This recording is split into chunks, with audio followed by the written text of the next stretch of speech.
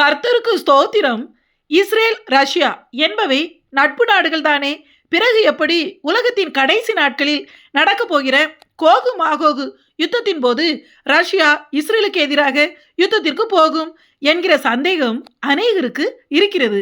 தற்போது கூட ரஷ்ய ஜனாதிபதி புட்டின் இஸ்ரேல் பிரதமர் பெஞ்சமின் நெத்தன்யாகுவிடம் போன் பண்ணி பேசியிருக்கிறாரே என்று யோசிக்கிறார்கள். புட்டின் போன் பண்ணி பேசினார் என்பதுதான் வெளியே தெரியுமே தவிர என்ன பேசினார் என்பது யாருக்காவது தெரியுமா? போன் பண்ணி பேசியவுடன் ரஷ்யா இஸ்ரேலுக்கு ஆதரவான நட்பு நாடு என்று அர்த்தமாகிவிடுமா என்ன? வரலாற்றில் ஒருபோதும் ரஷ்யா இஸ்ரேலுக்கு நட்பு நாடாக ஆதரவாக இருந்ததே இல்லை, இன்னும் ஆதரவாக இருக்க போவதும் இல்லை என்பதை முதலில் நாம் புரிந்து கொள்ள வேண்டும். இரு நாட்டின் தலைவர்கள் பேசிக்கொள்வது யதார்த்தமான ஒன்றுதான். இஸ்ரேல் ரஷ்யாவை நேரடியாக பகைத்து கொள்ள விரும்புவது இல்லை. காரணம், ரஷ்யா என்பது சாதாரணமான நாடு அல்ல, உலகத்தின் மிகப்பெரிய வல்லரசு நாடு. உலகத்திலேயே முதல் பெரிய நாடும் ரஷ்யா தான். இஸ்ரேல் மிக மிக குட்டி நாடு. அதனால் ரஷ்யாவுடன் ஓரளவு ஒட்டியும் ஒட்டாமலும் இஸ்ரேல் நடந்து கொள்ளும், அவ்வளவுதான். புட்டின் பெஞ்சமின் நெத்தன்யாகுவிடம் பேசிய பிறகு இப்போது ஐநா சபையில் இஸ்ரேல் காசா பிரச்சனையில் ரஷ்யா என்ன பேசியிருக்கிறது தெரியுமா? முதலில் அமெரிக்கா என்ன சொன்னது என்பதை பார்ப்போம். காசாவுக்குள் 20,000 வீரர்களோடு அமைதி படையை நிறுத்த வேண்டும்.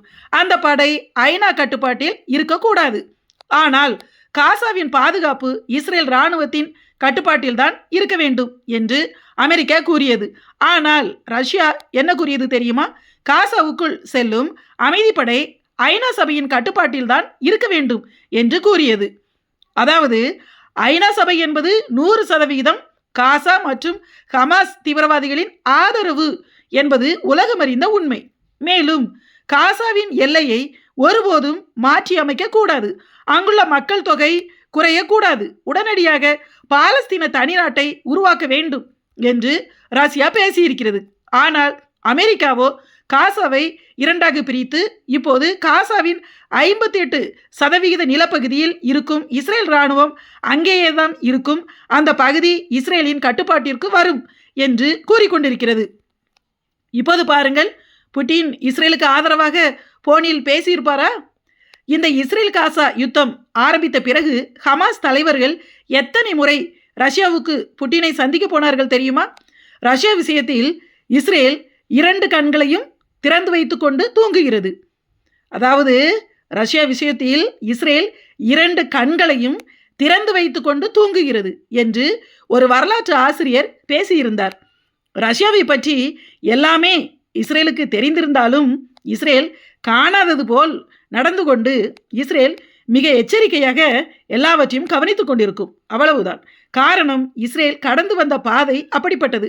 எப்போதுமே இஸ்ரேலுக்கு எதிராக ஐநா சபையில் தீர்மானங்களை கொண்டு வருவதும் இஸ்ரேலின் எதிரி நாடுகளுக்கு பின்னால் இருந்து இஸ்ரேலின் அத்தனை எதிரிகளுக்கும் ஆயுதங்களை கொடுப்பதும் ரஷ்யா தான். அநேகருக்கு அமெரிக்காவை பிடிக்கிறதோ பிடிக்கவில்லையோ, வரலாற்று உண்மை என்னவென்றால் எப்போதுமே இஸ்ரேலுக்கு ஆதரவாக நட்பாக இருக்கிற ஒரே நாடு அமெரிக்கா மட்டும்தான். 1948 இஸ்ரேல் சுதந்திரமடைந்த மறுநாளே அரபு நாடுகள் இஸ்ரேலை அழிப்பதற்கு படையெடுத்து வந்தன. அப்போதும் ரஷ்யா அரபு நாடுகளுக்குத்தான் ஆதரவாக செயல்பட்டது. 1967 நடந்த 6 நாள் யுத்தமாகிய இஸ்ரேல் அரபு நாடுகள் யுத்தத்திலும் அரபு நாடுகளுக்கு பின்னால் ரஷ்யா தான் இருந்து ஆயுதங்களை கொடுத்தது. 1973 நடந்த யோம் கிப்பூர் யுத்தத்தின் போது இஸ்ரேலின் பிரதான பண்டிகை நாளில் இஸ்ரேல் எதிர்பாராத நேரத்தில் எகிப்தின் தலைமையில் அரபு நாடுகளை ஏவிவிட்டு ஏகப்பட்ட போர் விமானங்களையும் ஆயுதங்களையும் எகிப்துக்கு கொடுத்தது ரஷ்யா தான். அந்த யுத்தத்தில் இஸ்ரேல் ஆரம்பத்தில் தடுமாறிவிட்டது. அந்த அளவிற்கு ரஷ்ய போர் விமானங்களை கொண்டு எகிப்து தலைமையில் எதிர்பாராத தாக்குதல் நடத்தப்பட்டது. இஸ்ரேல் வேறு வழியில்லாமல் அணு ஆயுதத்தை பயன்படுத்திவிடும் நிலைக்கு வந்தது. பிறகு அப்போதும் அமெரிக்கா தான் அவசரமாக இஸ்ரேலுக்கு உதவியாக ஆயுதங்களை கொடுத்தது. அந்த யுத்தத்தில் இஸ்ரேல் ஜெயித்தது. இஸ்ரேலின் முக்கிய எதிரியாகிய ஈரானுக்கு அணு ஆயுதம் தயாரிப்பதற்கு கூட யுரேனியம் ரஷ்யாவிடமிருந்து தான் வருகிறது. ஈரானின் அத்தனை தீவிரவாதிகளின் கையில் இருக்கும் ஆயுதங்களும் ஈரான் மூலமாக வரும் ரஷ்ய தொழில்நுட்பத்தின் ஆயுதங்கள் தான். மிகப்பெரிய வல்லரசு நாடாகிய ரஷ்யாவை பகைத்து கொள்ள இஸ்ரேல் விரும்பவில்லை என்பதுதான் உண்மை. ஏசாயா தீர்க்கதரிசியின் புஸ்தகம் 49 அதிகாரம் 23 வசனத்தில், ராஜாக்கள் உன்னை வளர்க்கும் தந்தைகளும் அவர்களுடைய நாயகிகள் உன் கை தாய்களுமாய் இருப்பார்கள். தரையிலே முகங்குப்புற விழுந்து உன்னை பணிந்து உன் கால்களின் தூளை நக்குவார்கள் என்று இஸ்ரேலை குறித்து எழுதியிருக்கிறபடி, இதற்கு முன்பு உலகத்தின் வல்லரசாக இருந்த பிரிட்டனும் அதன் நேச நாடுகளும் இப்போது வல்லரசாக இருக்கிற அமெரிக்காவும், அதாவது பொருளாதாரத்திலும் இராணுவத்திலும் எல்லா விதத்திலும் உலகத்தை தங்கள் பிடியில் வைத்திருக்கிற இந்த நாடுகள் எப்போதுமே இஸ்ரவேல் தேசத்தையும் யூதர்களையும் வளர்க்கிற ஆதரிக்கிற ராஜாக்களாக இருக்கிறார்கள். அந்த நாடுகளின் யூதர்களின் செல்வாக்கு மேலோங்கி இருக்கிறது. எவ்வளவுதான் பிரிட்டன் போன்ற ஐரோப்பிய நாடுகள் தற்போது அரசியலுக்காக இஸ்ரேலை எதிர்த்து பேசுவது போல் வெளியே தெரிந்தாலும் ஒருபோதும் இஸ்ரேலுக்கு விரோதமாக இஸ்ரேலின் எதிரி நாடுகளுக்கு அந்த நாடுகள் ஆயுதங்கள் கொடுக்காது. இஸ்ரேலுக்கு சுதந்திரம் கொடுத்தது பிரிட்டன் தான். இன்று வரை அமெரிக்காவும் பிரிட்டனும் இஸ்ரேலுக்கு ஆதரவாகவே இருக்கின்றன. இதை தேவனே இப்படி நியமித்திருக்கிறார். இனி வரப்போகிற கோகு மாகோகு யுத்தத்திலும் பிரிட்டன் போன்ற நாடுகள் இஸ்ரேலுக்கு இராணுவ ரீதியாக நேரடியாக உதவிக்கு போகாவிட்டாலும் இஸ்ரேலுக்கு ஆதரவாகத்தான் பேசுவார்களே தவிர ஒருபோதும் இஸ்ரேலுக்கு விரோதமாக யுத்தத்திற்கு போக மாட்டார்கள். இப்போதைக்கு ரஷ்யா இஸ்ரேலுக்கு பகை நாடும் அல்ல, நட்பு நாடும் அல்ல. ரஷ்யாவுடனான தன்னுடைய உறவு முறிந்து விடாமல் கவனமாக தொடரவே இஸ்ரேல் விரும்புகிறது. ஆனாலும் தேவன் நியமித்திருக்கிறபடியே தான் நடக்கும். அவர் காலங்களையும் சமயங்களையும் மாற்றுகிறவர்.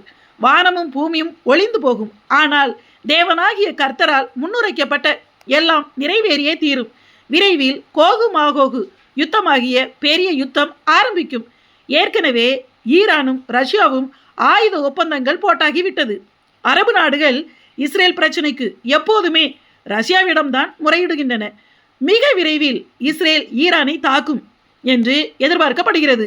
ஈரான் இஸ்ரேலை அழிப்பதற்காக இரவு பகலாக 24 மணி நேரமும் ஆயுதங்களை உற்பத்தி செய்து கொண்டிருப்பதாக கூறப்படுகிறது. இஸ்ரேல் ஒருபோதும் பாலஸ்தீன தனிநாடு உருவாவதை அனுமதிக்கவே போவதில்லை. எல்லா பிரச்சனையும் சேர்ந்து ரஷ்யா உக்ரைன் யுத்தம் திசை மாறி இஸ்ரேலுக்கு எதிராக திரும்புவதற்கு அதிக சாத்தியங்கள் இருக்கிறது. இனி வரும் பெரிய யுத்தத்தின் போது ரஷ்யா தலைமையில் வருகிற எல்லா நாடுகளையும் இஸ்ரேல் ஜெயிக்கும். இஸ்ரேலுக்காக நேரடியாக தேவன் யுத்தம் செய்வார். அந்த யுத்தத்தின் முடிவில் பரிசுத்த வேதாகமத்தில் கூறப்பட்டிருக்கிறபடி இஸ்ரேலுக்கு சொந்தமான எல்லா இடங்களும் இஸ்ரேலுக்கு திரும்பவும் கிடைக்கும். அதற்குள் இயேசுவின் ரகசிய வருகை நடந்துவிடும். அந்த யுத்தத்தின் முடிவில் அந்திகிறிஸ்து வெளிப்பட்டு யூதர்களோடு 7 வருஷங்களுக்கு சமாதான உடன்படிக்கை செய்வான். ஆனால் முதல் 3.5 வருஷத்திலேயே அந்த உடன்படிக்கையை முறித்து கொண்டு யூதர்களை அந்திகிறிஸ்து மிக கொடூரமாக உபத்திரவப்படுத்துவான், கொலை செய்வான். யூதர்கள் இஸ்ரேலை விட்டு, எருசலேமை விட்டு, யூதேயாவை விட்டு வனாந்திரங்களுக்கும் மலைகளுக்கும் ஓடிப்போய் ஒளிந்து கொள்வார்கள். அங்கே தேவனாகிய கர்த்தர் யூதர்களை மறைத்து வைத்து போஷிப்பார். இதை குறித்து மத்தேயு 24 அதிகாரம் 16 வசனத்தில், யூதேயாவில் இருக்கிறவர்கள் மலைகளுக்கு ஓடிப்போக கடவர்கள் என்று இயேசு கூறியிருக்கிறார். அதாவது அந்திகிறிஸ்துவின் உபத்திரவ காலத்தில் இஸ்ரவேல் ஜனங்கள் யூதேயாவில் குடியிருக்க வேண்டும். யூதேயா என்பது வெஸ்ட் பேங்க் எனப்படுகிற மேற்கு கரையாகும். இப்போதே மேற்கு கரையில், அதாவது யூதேயாவில் யூத குடியிருப்புகள் அதிகரிக்கின்றன. மேற்கு கரையில் இஸ்ரேல் அரசாங்கம் யூதர்களை அதிகமாக குடியேற்றி கொண்டு வருகிறது. காரணம், தீர்க்க தரிசனம் நிறைவேறுகிறது. வெளிப்படுத்துகிற விசேஷம் 12 அதிகாரம் 14 வசனத்தில், ஸ்திரீயானவள் அந்த பாம்பின் முகத்திற்கு விலகி ஒரு காலங்களும் அரை காலமுமாக வனாந்திரத்தில் உள்ள தன் இடத்திற்கு பறந்து போகும்படி பெருங்கழுகின் 2 சிறகுகள் அவளுக்கு கொடுக்கப்பட்டது என்று எழுதப்பட்டுள்ளது. இந்த சம்பவமானது அந்திகிறிஸ்துவின் முதல் 3.5 வருஷ உபத்திரவ காலத்தின் இறுதியில், அதாவது 7 வருஷங்களின் மத்தியில் நடக்கும். அடுத்து வரும் மகா உபத்திரவ காலத்தின் 3.5 வருஷங்களில் தேவன் யூதர்களை வனாந்திரங்களில் மறைவிடங்களில் வைத்து போஷிப்பார். இந்த வசனத்தில் ஸ்திரீ என்பது இஸ்ரவேல் தேசத்தை குறிக்கும் வார்த்தையாகும். பாம்பு என்பது அந்திகிறிஸ்துவை குறிக்கும். அந்த ஸ்திரீயாகிய இஸ்ரவேல் தேசம் வனாந்திரத்திற்கு ஓடி போகும்படி ஒரு பெரிய கழுகின் 2 சிறகுகள் உதவியாக இருக்கும் என்று எழுதப்பட்டுள்ளது. அந்த கழுகின் செட்டைகள் என்பது தேவனுடைய வல்லமையாகும். இதை குறித்து உபாகமம் 32 அதிகாரம் 11 வசனத்தில் கழுகு தன் செட்டைகளின் மேல் தன் குஞ்சுகளை சுமப்பது போல தேவனாகிய கர்த்தர் இஸ்ரவேல் ஜனங்களை சுமந்து பாதுகாப்பதை குறித்து கூறப்பட்டுள்ளது. எனவே கழுகின் பெருஞ்சிறகு என்பது தேவன் தம்முடைய வல்லமையினால் யூதர்களை அந்திகிறிஸ்துவின் உபத்திரவ காலத்தில் வனாந்திரத்தில் குகைகளில் மறைத்து வைத்து பாதுகாப்பார். இன்னுமாய் கழுகு என்பது வரலாற்றில் எப்போதுமே அமெரிக்க நாட்டின் தேசிய சின்னமாகும். எனவே அந்நாட்களிலும் கூட இஸ்ரேலுக்கு அமெரிக்கா தான் உதவியாய் இருக்கும் என்றும் அந்திகிறிஸ்துவுக்கு மறைவாக வனாந்திரங்களில் மறைந்திருக்கும் இஸ்ரேல் தேசத்து ஜனங்களுக்கு, அதாவது யூதர்களை அமெரிக்கா மறைவாக போஷித்து பாதுகாப்பாக இருக்கும் என்று அநேக வேத ஆராய்ச்சியாளர்கள் குறிப்பிடுகிறார்கள். மேலும் இஸ்ரேலிலிருந்தும் ஜெருசலேமிலிருந்தும் யூதேயாவிலிருந்தும் வனாந்திரங்களுக்கும் மலைகளுக்கும் ஓடி போவார்கள் என்று எழுதப்பட்டுள்ளதல்லவா? அந்த இடம், அப்படி எழுதப்பட்டிருக்கிற அந்த இடம் எது என்றும் அநேக ஆராய்ச்சியாளர்கள் கணிக்கிறார்கள். அது எந்த இடமாக இருப்பதற்கு அதிக வாய்ப்பு இருக்கிறது என்றால் இஸ்ரேலின் ஏலாட் நகரத்தின் அருகில், அதாவது தற்போதைய இஸ்ரேலின் எல்லைக்கு அடுத்த ஜோர்டான் நாட்டில் இருக்கிற மிகப்பெரிய குகைகள் நிறைந்த பரந்த மலைகள் நிறைந்த பெட்ரா என்கிற பகுதியாகும். இது பாலைவன பகுதியில் உள்ளது. இந்த பெட்ரா என்கிற மலைகளும் குகைகளும் நிறைந்த மிகப்பெரிய அந்த பகுதி ஜோர்டான் நாட்டில் இஸ்ரேலுக்கு மிக அருகில் இருக்கிறது. இனி வரப்போகிற கோகு மாகோகு யுத்தத்தின் போது ஜோர்டான் நாட்டின் முழு நிலப்பகுதியும் இஸ்ரேல் வசம் ஆகிவிடும். எனவே அந்திகிறிஸ்துவின் உபத்திரவ காலத்தில் பெட்ரா என்கிற அந்த குகைகளிலும் மலைகளிலும் யூதர்கள் 3.5 வருஷம் மறைந்திருப்பார்கள் என நம்பப்படுகிறது. வெளிப்படுத்தின விசேஷம் 12 அதிகாரம் 14 வசனத்தில் ஒரு காலம் என்பது 1 வருஷத்தையும், காலங்கள் என்பது 2 வருஷத்தையும், அரை காலம் என்பது அரை வருஷத்தையும், மொத்தத்தில் 3.5 வருஷங்களை குறிக்கும். எனவே வரலாற்றில் ரஷ்யா எப்போதுமே இஸ்ரேலுக்கு ஆதரவாக இருந்தது இல்லை. ஆனால் அமெரிக்கா எப்போதுமே இஸ்ரேலுக்கு ஆதரவாக இருந்திருக்கிறது, இருக்கும். இனி வரும் காலங்கள் மிக கொடூரமானவையாக இருக்கும். எனவே நாம் அப்படிப்பட்ட மிக கொடூரங்களுக்கு தப்பி அவற்றில் அகப்பட்டு கொள்ளாதபடிக்கு அவைகளுக்கு முன்பு நடக்கப் போகிற இயேசுவின் இரகசிய வருகையில் எடுத்துக்கொள்ளப்பட ஆயத்தமாகும். ஆமென்.